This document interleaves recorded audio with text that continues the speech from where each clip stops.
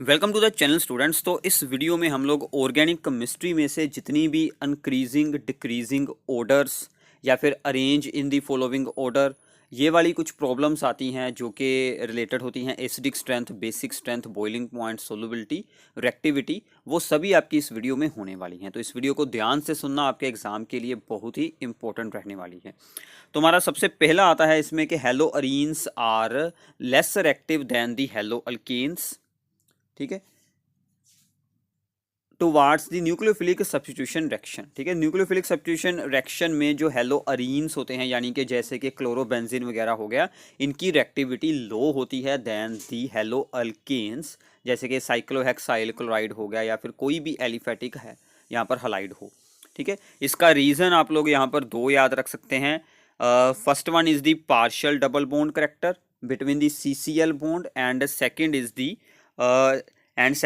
sp2 hybridization of the carbon atom in the haloarenes.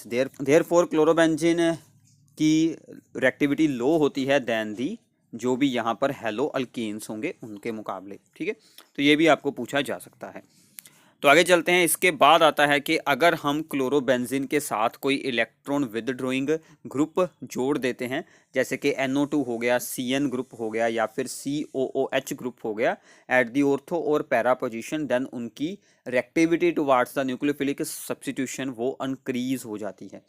Therefore the para nitrochlorobenzene is more reactive than the chlorobenzene. तो ये आप लोगों ने याद रखना है, due to the electron withdrawing effect of the NO2 group. ठीक है, एट द पैरा पोजीशन। ठीक है, ऐसे आपको प्रॉब्लम्स इसमें से पूछ सकते हैं। थर्ड आता है reactivity towards the SN2 reaction. ठीक है, SN2 रिएक्शन में आपको क्या याद रखना है, सबसे ज्यादा रिएक्टिव होता है CH3X, फिर आते हैं प्राइमरी अल्काइलाइड्स, फिर सेकेंडरी, फिर आते हैं थर्ड डिग्री। ठीक है, इसका रीजन क्या होता है कि due to the steric hindrance, क्योंकि जितनी छोटी चेन रहेगी उतनी स्टेरिक हिंड्रेंस लो रहेगी, उतनी ज़्यादा रिएक्टिविटी होगी। तो इसके रिलेटेड हमें कुछ ये प्रॉब्लम्स पूछ सकते हैं, जैसे कि 1 ब्रोमोपेंटेन, 1 ब्रोमोब्यूटेन, 2 ब्रोमोब्यूटेन या फिर 2 ब्रोमो 2 मिथाइल प्रोपेन, इनको हमने SN2 रिएक्शन के टुवार्ड्स रिएक्टिविटी के ऑर्डर में अरेंज करना है। तो सबसे ज़्यादा रिएक्टिव रहेगा प्राइमरी, फिर आएगा सेकेंडरी यानी कि 2 ब्रोमोब्यूटेन, फिर आएगा जो है वहाँ पर थर्ड डिग्री अल्काइलाइड।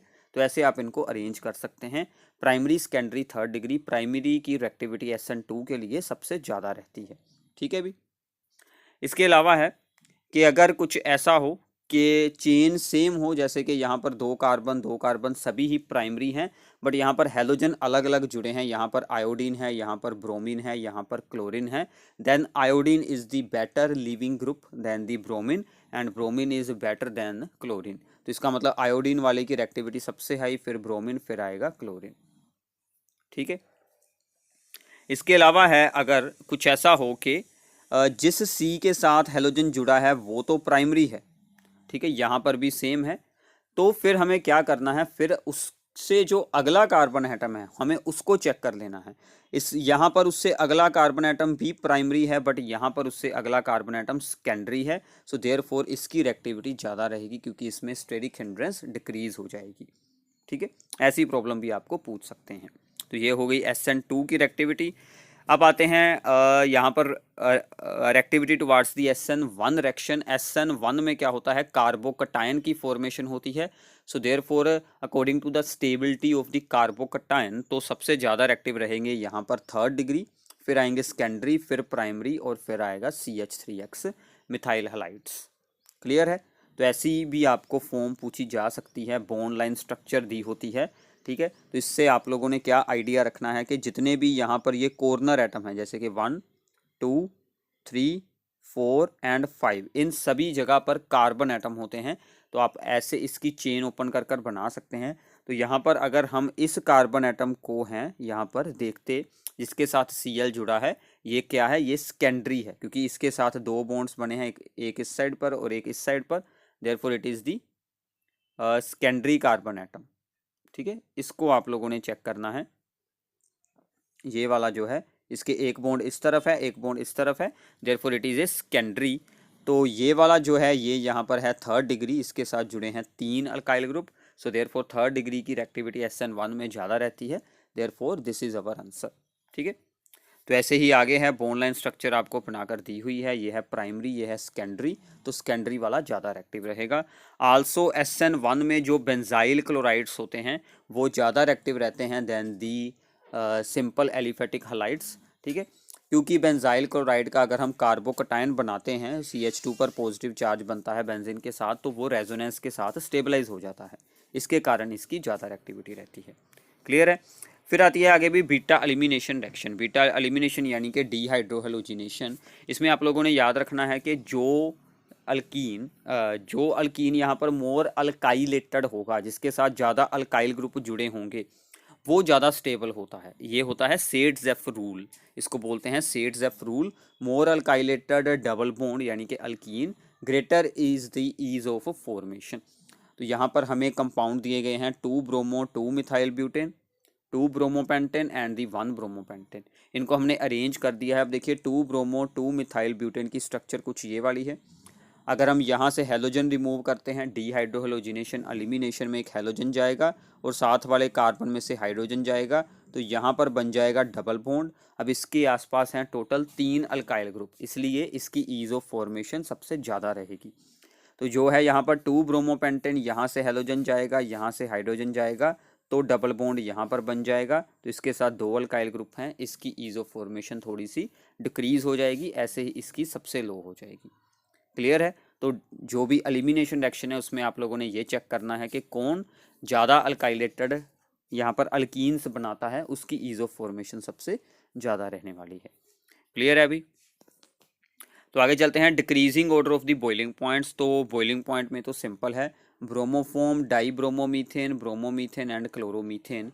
जितना यहाँ पर साइज इंक्रीज होता जाएगा या फिर मास इंक्रीज होता जाएगा, उतना बॉइलिंग पॉइंट यहाँ पर हाई रहता है। तो यहाँ पर ब्रोमीन जुड़े हैं 3, यहाँ पर 2 ब्रोमीन है, यहाँ पर 1 ही ब्रोमीन है। तो ज़्यादा ब्रोमीन तो ज़्यादा बड़ा साइज होगा, ज़्यादा उसमें जो फोर्सेज हो जाएंगी इंट्रैक्शन की, तो उसका हाई बॉइलिंग पॉइंट होगा। अगर चेन के साइज़ की हम लोग बात करते हैं, तो जो स्ट्रेट चेन्स होती हैं, ठीक है, स्ट्रेट चेन का साइज जितना ज़्यादा रहेगा बॉइलिंग पॉइंट उतना ही ज़्यादा होगा, बिकॉज इंटरमोलिकुलर फोर्सेस जो होती हैं वो उतनी स्ट्रॉन्ग बन जाती हैं। यहाँ पर 4 कार्बन चेन है, यहाँ पर 3 कार्बन है, और यहाँ पर ब्रांचिंग हो गई है। ब्रांचिंग के साथ क्या होता है, सरफेस एरिया डिक्रीज हो जाता है, जिसके कारण बॉइलिंग पॉइंट डिक्रीज हो जाता है। तो सेम कॉन्सेप्ट हमने यहाँ पर यूज़ किया है, ये वाला सबसे इंपॉर्टेंट है। ठीक है, सभी के पास 4-4 कार्बन है, बट क्या देखना है कि जिसकी स्ट्रेट चेन है उसका बॉइलिंग पॉइंट सबसे ज़्यादा रहेगा, because it has the large surface area. ठीक है, ब्रांचिंग के साथ बॉइलिंग पॉइंट डिक्रीज हो जाता है। क्लियर है अभी। आगे ये एक सिंपल सी प्रॉब्लम है कि पैरा डाइक्लोरोबेंजीन का मेल्टिंग पॉइंट हायर रहता है ऑर्थोमेटा आइसोमर से, because it is symmetrical and more closely pack. ये आप लोग याद रख सकते हैं, ये हमने पिछली वीडियो में भी मैंने आपको बताया था ये वाला आंसर। ठीक है, तो ये थे भी हेलोल्केन्स हेलोअरीन्स के चैप्टर में से। और अब आगे चलते हैं अल्कोहल्स में से। अल्कोहल्स में सबसे पहले आती है हमारे पास एसिडिक स्ट्रेंथ के बारे। एसिडिक स्ट्रेंथ में आप लोगों ने क्या याद रखना है कि alcohols are weaker acid than water. ठीक है, बहुत ही वीक एसिड होती हैं, वाटर से भी वीक हैं, due to the electron releasing inductive effect of the alkyl group. ये जो आर ग्रुप जुड़ा है ये इलेक्ट्रॉन रिलीज कर देता है ऑक्सीजन की तरफ, इसलिए वो और वीक एसिड बन जाता है। ठीक है, अब अगर हम यहाँ पर बात करें acidic strength between the primary secondary third degree alcohols, तो प्राइमरी स्ट्रॉन्ग, सेकेंडरी उससे वीक और थर्ड डिग्री उससे weak. Same reason, due to the electron releasing inductive effect of the alkyl group. Third degree में 3 alkyl group होंगे, secondary में 2 होंगे, primary में only 1 ही होगा, इसलिए जितने ज़्यादा अल्काइल ग्रुप उतना वीक एसिड बन जाएगा।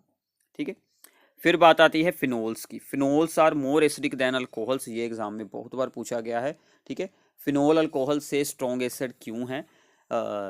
इसका रीज़न क्या है कि जब फिनोल का हम हाइड्रोजन आयन यहाँ से रिमूव करते हैं तो वहाँ पर फिनोक्साइड आयन बन जाता है। ठीक है, so this is called the phenoxide ion. तो फिनोक्साइड आयन रेजोनेंस के साथ स्टेबलाइज होता है, इसलिए उसकी ईज ऑफ फॉर्मेशन ज़्यादा रहेगी, इसके कारण ही फिनोल इज मोर एसिडिक।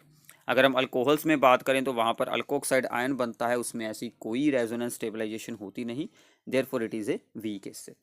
ठीक है, आगे चलते हैं। अगर हम जो हमारी फिनोल है, फिनोल के साथ अगर हम कोई ग्रुप जोड़ देते हैं तो उसकी जो एसिडिक स्ट्रेंथ पर क्या इफेक्ट पड़ता है।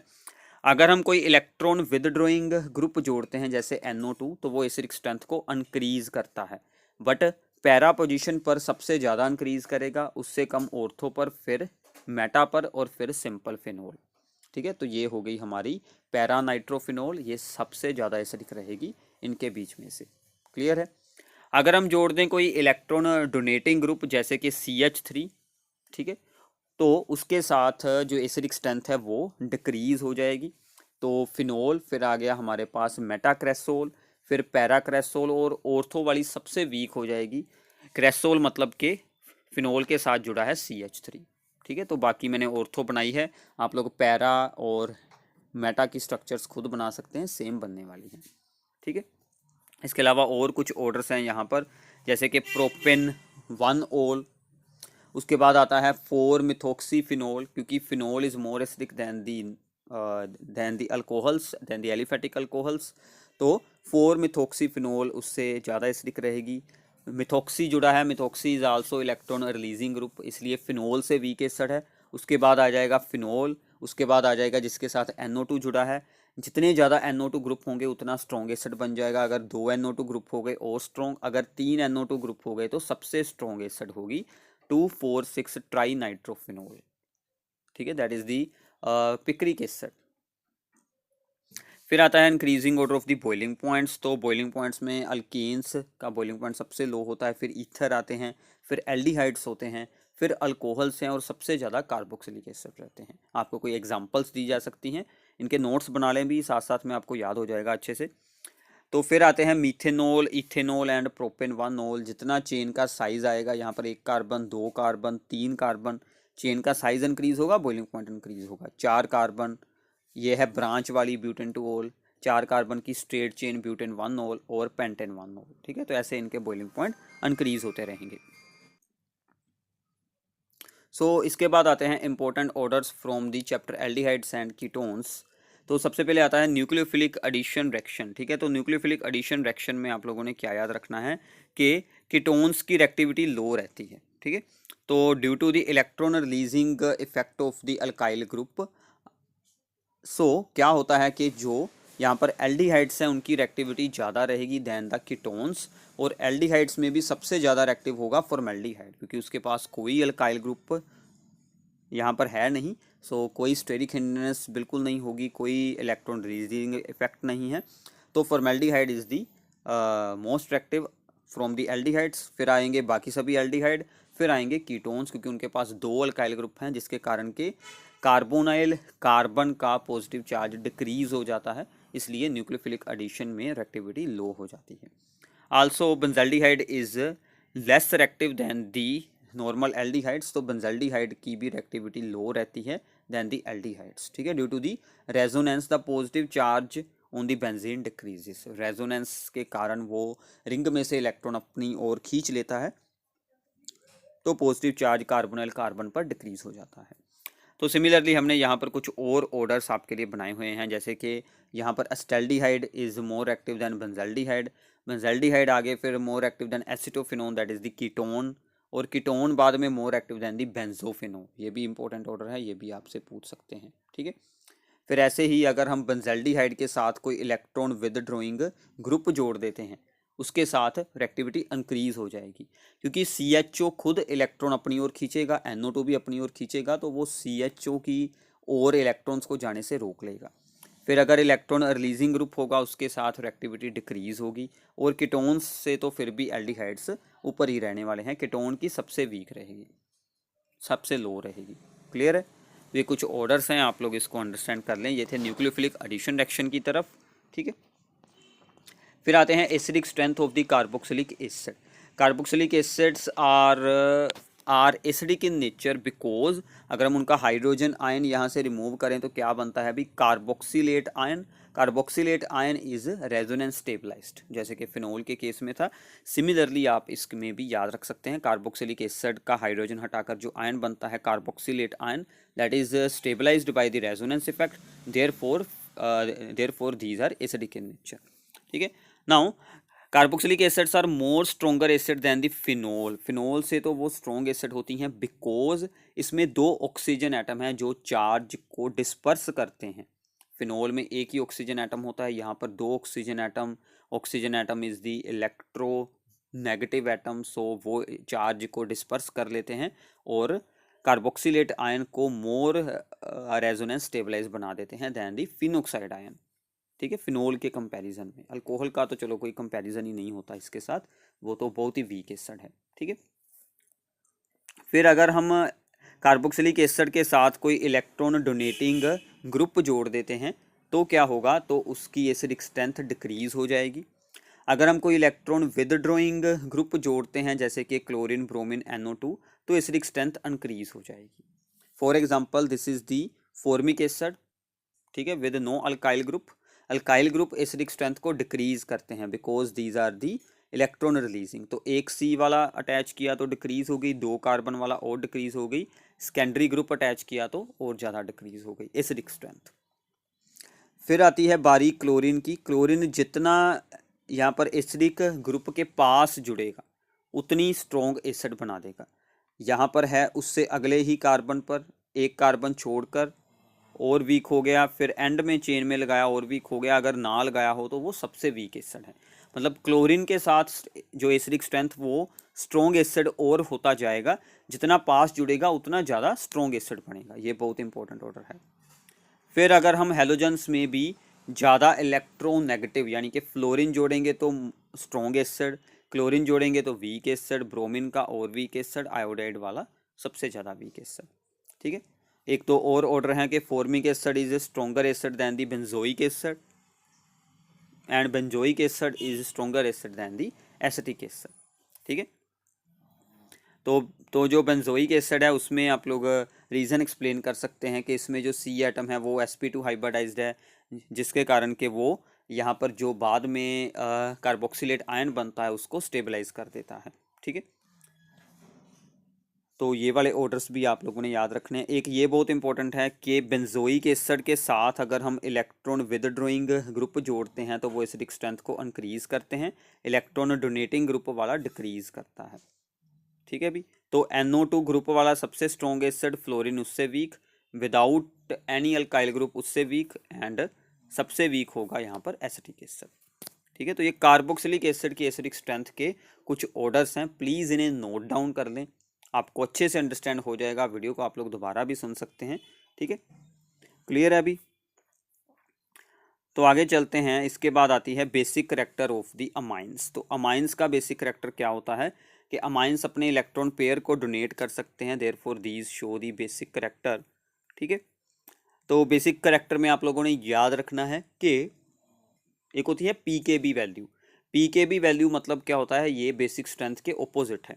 जितना स्ट्रॉन्ग बेस उतनी स्मॉल पीकेबी वैल्यू, जितना वीक बेस उतनी हायर पीकेबी वैल्यू। ठीक है, ये हम लोग आगे कुछ प्रॉब्लम्स में आपको एक्सप्लेन कर देंगे। तो अगर हम एलिफेटिक अमाइंस की बात करें कि जब अमोनिया के साथ हाइड्रोजन हटाकर अल्काइल ग्रुप जोड़ते हैं, so aliphatic amines are the stronger base than the ammonia. ठीक है, सिंपल अमोनिया से स्ट्रोंगर बेस होते हैं due to the electron releasing inductive effect of the alkyl group. फिर आती है गैस फेस की बात। गैस फेस में 3rd degree amines are most basic, फिर आते हैं 2 डिग्री यानी कि सेकेंडरी, फिर आते हैं प्राइमरी। तो ये कुछ स्ट्रक्चर्स बनाई हैं, आप लोग बना लेना, आपको अंडरस्टैंड हो जाएगा। ये गैस फेस की बात कर रहे हैं हम लोग। ठीक है, अगर हम एक्वस सोल्यूशन में ऐड कर दें, ठीक है, एक्वस सोल्यूशन में क्या होता है कि basic strength depends upon the solvation effect, steric hindrance and the inductive effect. इन तीनों को ज्वाइन कर कर हमें बेसिक स्ट्रेंथ क्या मिलती है? बेसिक स्ट्रेंथ हमें मिलती है कि 2 डिग्री सबसे स्ट्रॉन्ग बेस रहेगा एक्वस सोल्यूशन में, सेकेंडरी, फिर आएगा 3rd डिग्री, फिर आएगा प्राइमरी। ठीक है, अगर मिथाइल अमाइंस हों यानी कि सभी ग्रुप CH3 वाले हों, फिर 2 तो स्ट्रॉन्ग ही रहेगा हमेशा, यहाँ पर चेंज हो जाएगा 1 और 3, क्योंकि 3rd डिग्री के केस में छोटे ग्रुप होने के कारण इंडक्टिव इफेक्ट वीक हो जाता है, therefore 3rd degree is the weakest base. ठीक है, तो ये दोनों ऑर्डर मोस्ट इंपॉर्टेंट हैं अभी, ये आप लोगों ने याद कर लेने हैं अच्छे से, मोस्ट इंपॉर्टेंट वन। क्लियर है अभी? फिर आता है कि aniline is the weak base than the aliphatic amines. Aniline weak base होती है than the aliphatic amines, because जो बेंजीन रिंग होती है उसके ऊपर जो N जुड़ा है उसके इलेक्ट्रॉन रेजोनेंस में यूज हो जाते हैं, therefore these are not available for the attack. So therefore these are weak base. ठीक है भाई। आल्सो अगर हम एनिलीन के साथ कोई इलेक्ट्रॉन डोनेटिंग ग्रुप लगाएंगे तो वो स्ट्रॉन्ग बेस बनेगा। देखिए एसिड वाले से ऑपोजिट है, यहाँ पर हमने बेसिक स्ट्रेंथ देखनी है। सो इलेक्ट्रॉन डोनेटिंग बेसिक स्ट्रेंथ को इंक्रीज करेगा, इलेक्ट्रॉन विदड्रॉइंग बेसिक स्ट्रेंथ को डिक्रीज करेगा। ठीक है भी। तो इलेक्ट्रॉन रिलीजिंग का भी आप लोगों ने याद रखना है कि वो पैरा या फिर मेटा पोजीशन पर हो तो ही एसिडिक स्ट्रेंथ इंक्रीज करेगा, ऑर्थो पोजीशन पर हुआ तो एसिडिक स्ट्रेंथ डिक्रीज ही करेगा। ऑर्थो इफेक्ट बोलते हैं इसे, ऑर्थो वाले डिक्रीज ही करते हैं, एक्सेप्शन है ये एक।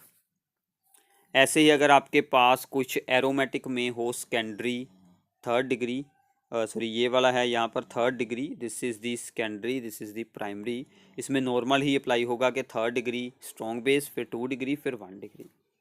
ठीक है भी। और फिर जो बेंजाइल अमाइन है this is the stronger base than the aniline, क्योंकि बेंजाइल अमाइन में N is not directly attach with the benzene ring, therefore उसका इलेक्ट्रॉन पेयर रेजोनेंस में यूज नहीं हो सकता, therefore it is a stronger base. Clear है अभी। फिर आते हैं अभी कुछ orders of the boiling point हैं। तो बॉइलिंग पॉइंट में आप लोगों ने याद रखना है जितने ज़्यादा हाइड्रोजन होंगे उतना ज़्यादा बॉइलिंग पॉइंट होगा। तो प्राइमरी में 2 हाइड्रोजन होते हैं N के पास, सेकेंडरी में ओनली 1 हाइड्रोजन, थर्ड डिग्री में तो कोई है ही नहीं। सो देयरफॉर प्राइमरी का बॉइलिंग पॉइंट सबसे हाई, फिर सेकेंडरी, फिर थर्ड डिग्री। ठीक है, क्योंकि ज़्यादा हाइड्रोजन बॉन्ड बनाएंगे जितने ज़्यादा हाइड्रोजन होंगे। ऐसे ही जो मैंने आपको बताया था कि कार्बोक्सिलिक एसिड्स के सबसे हाई बॉइलिंग पॉइंट, फिर आती हैं अल्कोहल, फिर आते हैं अमाइंस, और फिर आते हैं सिंपल अल्कीन्स। ठीक है। सोलबिलिटी का भी सेम केस है, जितने ज़्यादा हाइड्रोजन होंगे उतनी ज़्यादा यहाँ पर सोलबिलिटी रहने वाली है। तो यहाँ पर एनिलीन की सोलबिलिटी सबसे लो है because of the large hydrophobic part. ठीक है, जो यहाँ पर ये वाली रिंग वाला पार्ट है ये हाइड्रोजन बॉन्ड्स को वीक कर देता है। फिर सेकेंडरी और फिर प्राइमरी। ठीक है, प्राइमरी की सबसे ज़्यादा सोलबिलिटी बिकॉज वो ज़्यादा हाइड्रोजन बॉन्ड्स बना सकता है इसलिए। एंड आल्सो अल्कोहल्स की सोलबिलिटीज अमाइन से ज़्यादा होती हैं बिकॉज अल्कोहल्स में OH है तो oxygen is more electronegative than the nitrogen. ठीक है, तो इन पर बेस्ड भी कुछ प्रॉब्लम्स हैं, तो मैं आपको 1-2 प्रॉब्लम्स यहाँ पर एक्सप्लेन करूँगा, बाकी आपको इनकी फाइल मिल जाएगी, आप वहाँ से प्रॉब्लम्स को रीड आउट कर लेना, आपको अच्छे से अंडरस्टैंड हो जाएगा और प्रैक्टिस भी हो जाएगी। ठीक है। तो सबसे पहला है कि फॉलोइंग कंपाउंड्स हमें यहाँ पर दिए गए हैं, 2 bromopentane, 2 bromo 2 methyl butane and the 1 bromopentane. आपने सभी की स्ट्रक्चर्स बना लेनी है। उसने हमसे पूछा है कि right the compound which is most reactive towards the SN2। SN2 का ऑर्डर क्या था अभी, primary, secondary and the third degree, यही ऑर्डर मैंने आपको बताया था। और ऑप्टिकली एक्टिव कंपाउंड के लिए हमें क्या चेक करना होता है ये मैं आपको अच्छे से एक्सप्लेन करता हूँ। ठीक है, तो हम इनके एक एक कर यहाँ पर आंसर लिखते हैं। तो मोस्ट रिएक्टिव टुवार्ड्स दी SN2 हो जाएगा जो प्राइमरी है, प्राइमरी कौन है, 1 ब्रोमोपेंटेन। ठीक है, क्योंकि SN2 रिएक्शन है।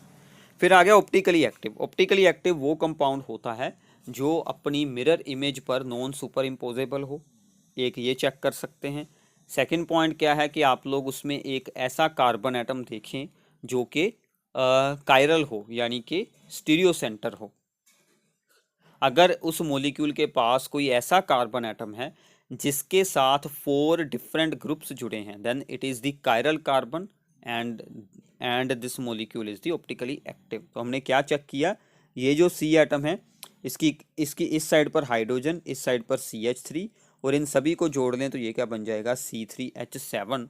तो चारों ग्रुप डिफरेंट हैं, therefore it is the chiral carbon, therefore it is optically active, तो ये बन जाएगा 2 ब्रोमोपेंटेन।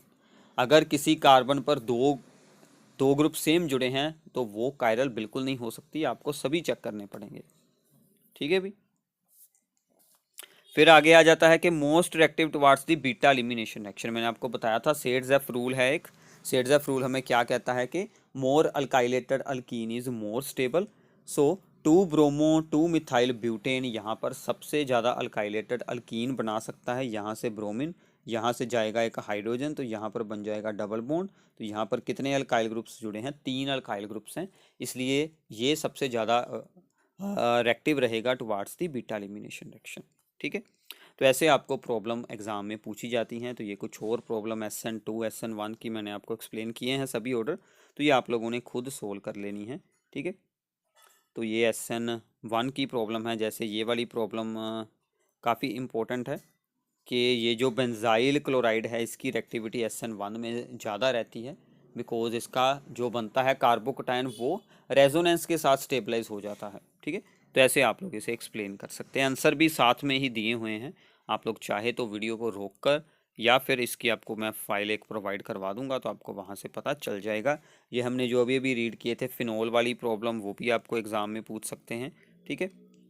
और फिनोल के बाद अगली प्रॉब्लम है arrange the following in increasing order of the given property. तो सबसे पहली है reactivity towards the nucleophilic addition reaction. मैंने आपको बताया था aldehydes are more active than the ketones, and aldehydes में भी जितनी स्मॉल चेन होगी, मतलब जितनी स्टेरिक हिंड्रेंस की वैल्यू लो रहेगी उतना ज़्यादा रिएक्टिव होगा। तो इथेनॉल सबसे ज़्यादा रिएक्टिव होगा, उसके बाद प्रोपेनॉल, उसके बाद आएगा प्रोपेनोन, और सबसे लास्ट में आएगा ब्यूटेनोन, ठीक है, क्योंकि कीटोन्स की रिएक्टिविटी लो होती है। फिर आ गए हैं यहाँ पर 4 नाइट्रोबेंजोइक एसिड, मतलब बेंजोइक एसिड वाली एग्जांपल्स हैं कि उसके साथ कोई ग्रुप जुड़ेंगे तो एसिडिक स्ट्रेंथ कैसे इंक्रीज होती है, ठीक है। अगर कोई इलेक्ट्रॉन विदड्रॉइंग ग्रुप है जैसे कि NO2, तो NO2 वाले स्ट्रॉन्गर एसिड होंगे। अगर कोई इलेक्ट्रॉन रिलीजिंग है तो वो वीक बेस होगा, वीक यहाँ पर एसिड होगा, ठीक है। ये सभी एग्जांपल्स हमारी ऑलरेडी हो चुकी हैं। ये एक एग्जांपल मैं आप लोगों को एक्सप्लेन करूंगा। डी पार्ट है benzoic acid, phenol, picric acid and salicylic acid. pKa values के अकॉर्डिंग हमें अरेंज करना है। अब देखिए pKa वैल्यूज में क्या होता है, ये देखिए हमें लिखना है increasing order of the pKa value. pKa value means opposite हमें क्या लिखना पड़ेगा, decreasing order of acidic strength, ठीक है। मतलब सबसे आगे हमें क्या लिखना है, स्ट्रोंगर एसिड। तो स्ट्रोंगर एसिड कौन है, पिक्रिक एसिड, बिकॉज इसके साथ जुड़े हैं 3 इलेक्ट्रॉन विदड्रॉइंग ग्रुप। फिर आता है सैलिसाइलिक एसिड, ठीक है, और फिर आता है नॉर्मल बेंजोइक एसिड, और सबसे आखिर में आता है फिनोल, ठीक है। तो फिनोल आ गए। ये इनकी जो एसिडिक स्ट्रेंथ है वो ऐसे डिक्रीज हो रही है, मतलब ऑपोजिट क्या बन गया, इंक्रीजिंग pKa वैल्यू, यानी कि फिनोल की pKa वैल्यू इन सभी से हायर रहने वाली है, बट इट इज़ दी इन सभी से वीक एसिड भी यही बनेगा फिर, ठीक है भी। ये आप लोगों ने pKa वाली प्रॉब्लम्स में ख्याल रखना है। तो ये भी कुछ प्रॉब्लम्स आप लोग खुद सोल्व कर सकते हैं, ठीक है, अमाइंस चैप्टर में से है। तो साथ में आंसर्स भी मैंने कम्प्लीटली एक्सप्लेन किए हुए हैं कि कौन कौन सी यहाँ पर आप लोगों ने जो थ्योरीज़ हैं, जो हमारे रूल्स हैं वो यूज़ करने हैं। तो ये पूरा बेसिक स्ट्रेंथ वाला हो गया टॉपिक, ये हमने ऑलरेडी कर लिया है। और यहाँ पर एक प्रॉब्लम है pKb वैल्यूज़ वाली, उसमें भी सेम है, हमें लिखना है यहाँ पर increasing order of the pKb value, यानी कि decreasing order of the basic strength. तो सबसे स्ट्रॉन्ग बेस आगे रखेंगे 2 डिग्री, फिर 1 डिग्री, फिर सिंपल अमोनिया, एंड सबसे वीक होता है बेस एनिलीन, क्योंकि वो यहाँ पर एरोमेटिक है, ठीक है भी। तो ये थे भी सभी ऑर्डर्स ऑफ रिएक्टिविटी अरेंजमेंट वाली प्रॉब्लम्स। तो इस वीडियो को अपने सभी फ्रेंड्स के साथ जल्दी जल्दी शेयर कर दो भी, ताकि उनको भी एग्ज़ाम में काफ़ी ज़्यादा हेल्प हो सके। Thanks for watching this video.